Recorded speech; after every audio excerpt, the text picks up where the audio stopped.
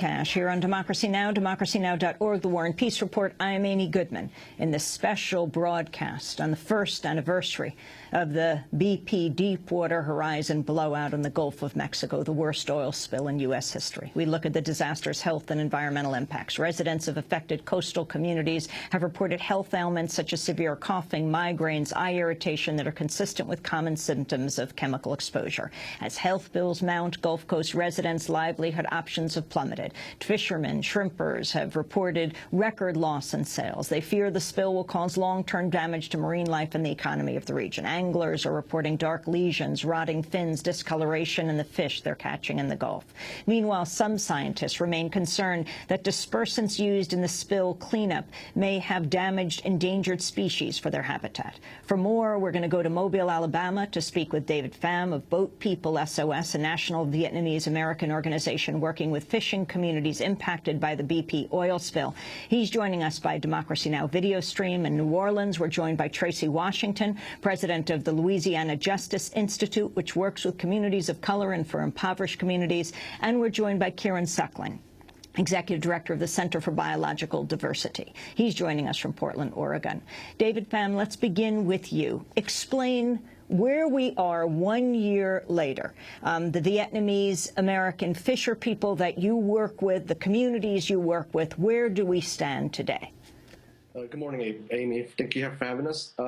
1 year later, we see that we're in the same situation as last year, where no one really knows what's next. Where last year we didn't know if it was going to affect, as far as Alabama, in our fishing industry.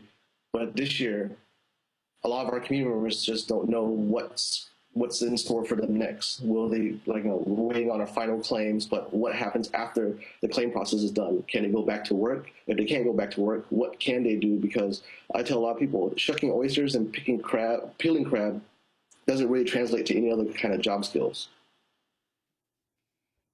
Can you talk about what has happened overall to the livelihood of the people you represent, your organization, Boat People SOS, and who you represent, what you mean by the Boat People?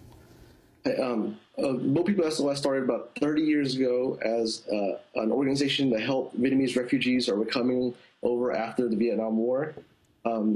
After Katrina, we opened 3 offices in the Gulf Coast to meet the needs of the Vietnamese American community. And with the oil spill, we expanded our assistance to just not the Vietnamese American, but the Southeast Asian, but then into the entire Mobile County community. And I'm sorry, can you repeat the question? What has happened a year later, the health effects, the economic effects on the people that you represent? Pretty much, we could say that in Bayou Battery itself, about 70 to 75% of the city became unemployed. Because in the city, we only have 2 industries. It's seafood and shipbuilding. And shipbuilding's down because of the recession, and now BP has stopped our fishing industry.